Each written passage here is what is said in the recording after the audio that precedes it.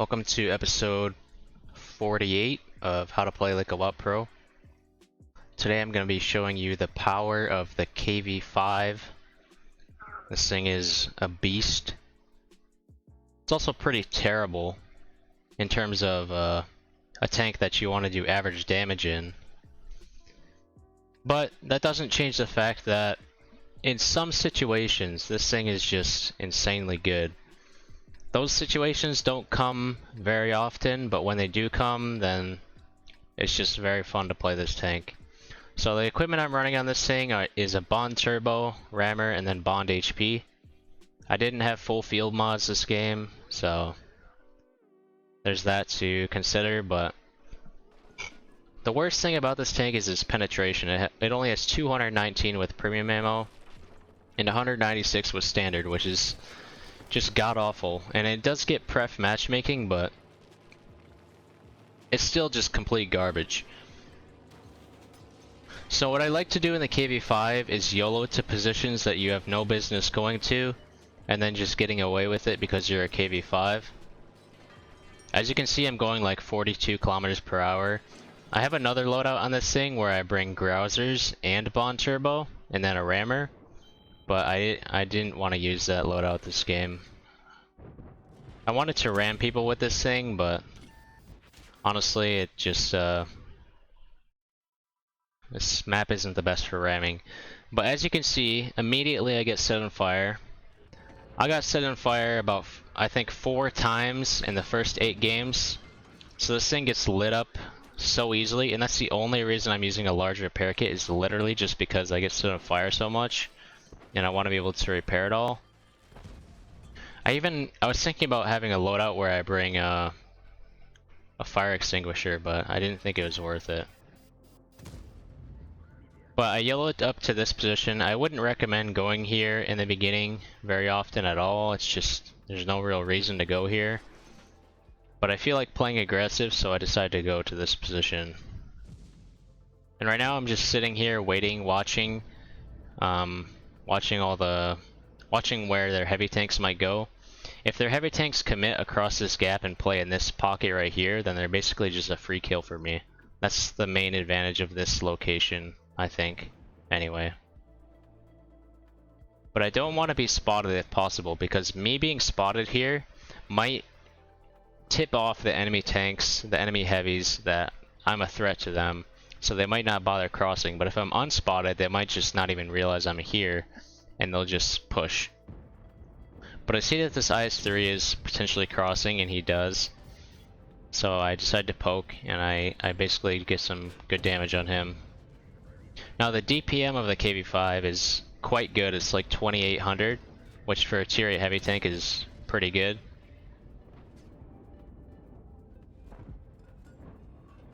And combined with its HP, if you can find a target that you can pen consistently, then you can take on like 2 tanks at 2 tier 8 tanks at the same time, or if they're lower tier, you can take on like 3 tier 7s at the same time and get away with it, just because of your DPM and HP. But the problem is finding tanks that you can pen and avoiding hull down fights, because if they get hull down on you, you can't pen them and they can easily pen you, because the armor on this thing is pretty bad. I mean, it sometimes works, especially against lower tiers, but it's not something that you can rely on whatsoever.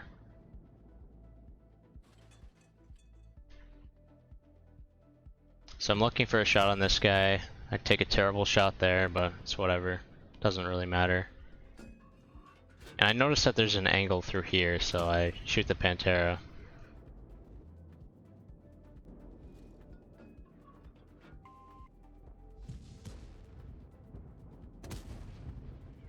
Get a free shot there. This guy, as you can tell, he didn't even notice I was here, so it's kind of the ideal situation for me. And I'm okay with trading with him because he only has 240 alpha, and I have way more HP than him as well. Now here I just barely sneak in a shot by boosting myself up on this rebel pile, but that was kind of risky, but I get away with it. I'm still hoping that one of their heavies will commit across this gap, but it's just not happening.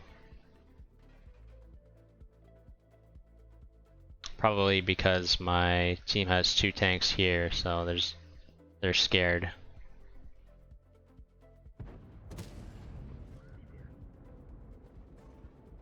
Now the double barrel is probably the biggest threat to me right now, because he can easily pen me, and penning him with 219 pen is extremely hard. If his lower plate is angled at all, then I just can't pen it. But we're already up to 3,000 damage here. That was just a bad shot, but penning his cupola, even if I aim perfectly, is not an easy thing. But here they go, they start pushing across the bridge, and this is my opportunity to farm some damage. But unfortunately this guy gets in the way a little bit, so... And I miss 3 shots in a row. But even penning an Alpine Tiger's upper plate when it's angled towards me is still hard, just because of how bad the pen on this thing is. Now here, I'm thinking about how I can get an angle on these guys. Kind of back into the open, and the Scorpion could have hit me there, but luckily he bounces. And I'm trying to bait him into poking by keeping my turret locked in this orientation, but it's just not working.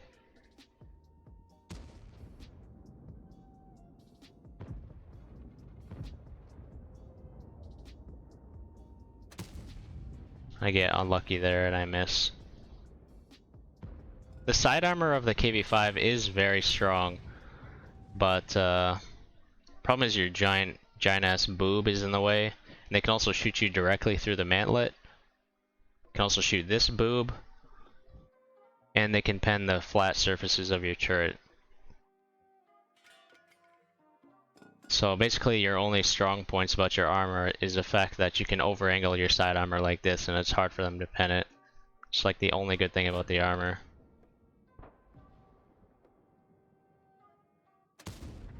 Even penning a VK's commander's hatch is very hard. I just barely find a shot there to finish that guy off, and he was a real nuisance, so it's nice to get rid of him. I see a shot on this guy. I don't want to bounce this shot, because if I bounce that shot, then he would realize that I was here, and then he would probably back off over here. And so I needed to make my shot count while he didn't know I was aiming at him. There you can see I bounced directly off his cupola. His armor is too good.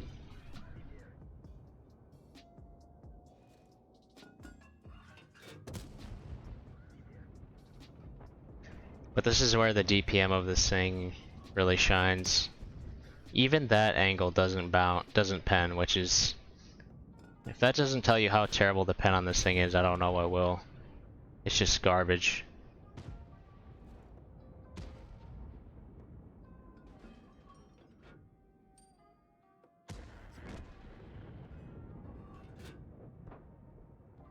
Now the game is basically over. I can see that we're winning.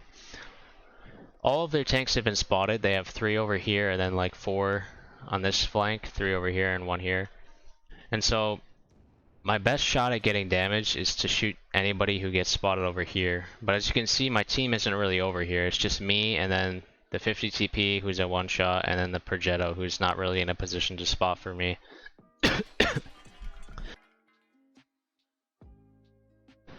But I decide to go to this flank anyway because I think it's going to take too long to go to the other flank.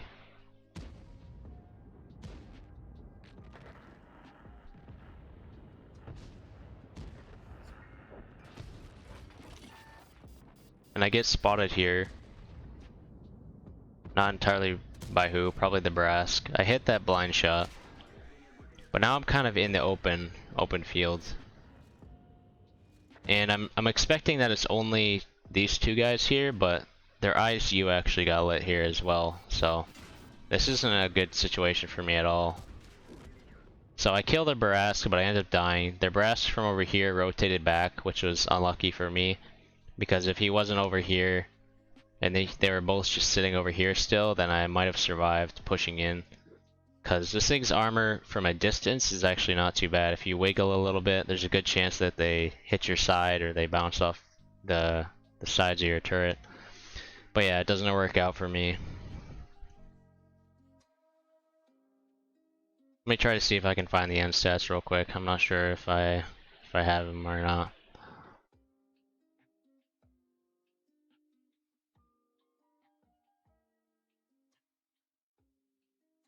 Nope, it appears that I do not have the end stats. So, that's gonna be it. I think I have 5,300 damage because I hit the blind shot on the Brask. 1,600 blocked. Alright, let's go on to the next replay. I can't remember if I said at the beginning of the video, but this is gonna be a 2 replay video. So I'll see you guys in a second.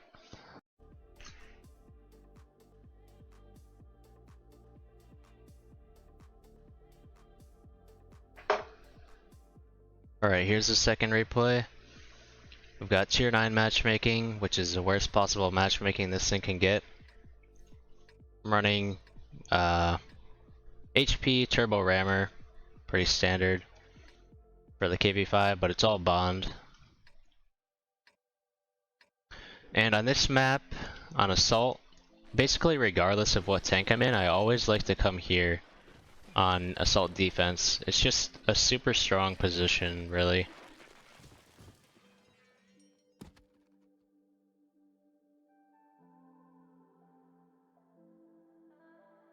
So when you're in a slower tank, you want to take this back route to get here because they can sometimes poke up early right here and shoot you in the side if you take this route. But if you're in a faster tank, like a light tank, then you can come this way and it's fine. But you want to get here quick, and the reason why is you can sometimes catch enemies as they're driving in. The other advantage of this position, once you get up here, like right here, anybody who crosses through here you can shoot, and also people who cross in this road right here you can shoot. So like on the edge of here, where this Caliban is, or through this mid road here, and then you can shoot anybody in this area here if you just get above them right here and then shoot down on them. So it's an extremely strong position, especially for medium tanks who can get there quickly, but even in a KV5 I still can make it work. I don't want to take a shot from this guy if possible, but now what you need to be careful of when you use this position is that sometimes enemies will have TDs who like to play back here. And so there's not really an easy way to tell whether their TDs are back there. You can look at what's not spotted yet. They have 4 unlit TDs. Probably the Taurus isn't going to be there, but this guy, and this guy, they could all be there. So I'm keeping that in mind. But the only real way to know whether they're there or not is to overpoke and see if you get shot, which is, you know, it's not really ideal, but that's the method I choose to figure out if they're there, and so far I haven't been shot yet, so it appears that there's no one out here, which is really good for me because when nobody's out there, then you can play on the outside over here and get kind of hull down on tanks that play here. Now this Caliban is angling his turret well, so I can't really pen him. I can only pen him in the cupola anyways because my pen is trash. But I'm wanting to play against this Kunzepanzer because I have more HP than him and he's a tier 9. And I probably have the same or maybe slightly lower DPM than him. So it just makes sense that I should trade with him because he's a tier 9, I'm a tier 8. It's a positive trade if we just trade HP, and I don't expect him to pen me every time. Fortunately I bounced that shot, and I'm starting to think that I don't really want to trade with this T-28 prototype. And unfortunately I bounced his side turret. That's how bad my pen is. I can't even pen his side turret reliably. So I'm trying to get out of here. I hit him on the move. I don't want to get hit again if possible. Try to shoot his cupola. Realize that I can't pen his cupola at all. He just pens me here because, you know, why not? You know, it's only like a third of a meter wide, so, you know, why not just snapshot me there? whatever. But at least I finish him off now. But I lost like 2/3 of my HP, including that already hit, so... Actually 3/4 of my HP, so it's really not ideal, the trades I had versus him. But there's not much you can really do about that. If you get snapshot right here, I mean, what are you supposed to do? It's just RNG and luck, basically. Unless they're a really good player, in which case they can probably aim for it. But there's the RD, I'm trying to find a shot on him. Fortunately I can't find it, but now it's guaranteed that there's nothing out here, so I can play on this ridge here, get above these guys, and I should be able to out-trade them. Now here, I only have 500 HP left, but I do something really risky. I heard the Caliban fire at least once. I'm not sure if he fired twice, but I want to ram the shit out of this guy. Now I didn't have controlled impact this game. I didn't put it on until after, so it only does 500 damage, but if I had controlled impact, he would probably be down to 200 health right now, and I would just shoot him one more time and he would die. But I have to shoot him twice now because of that. But it doesn't matter, he didn't have another shell left. Even if he did have another shell, it would probably be HE and nothing would have happened. If he had AP, then he could have actually killed me there, so what I did was kind of risky, but I just assumed that he had HE loaded and that he might not have another shell. Here, this guy still has like 6 seconds left in his reload. So I make sure that I pen my shot. I wait for him to back up so that his lower plate is angled down. And then I try to get out of dodge. Thankfully my teammate backs up, so I survive. But yeah, we're up to 3,800 damage right now. We only bounced one shot, but just the fact that I have so much HP has meant that I've been able to trade with a bunch of enemies without any problems. I've traded favorably, I guess is what I mean.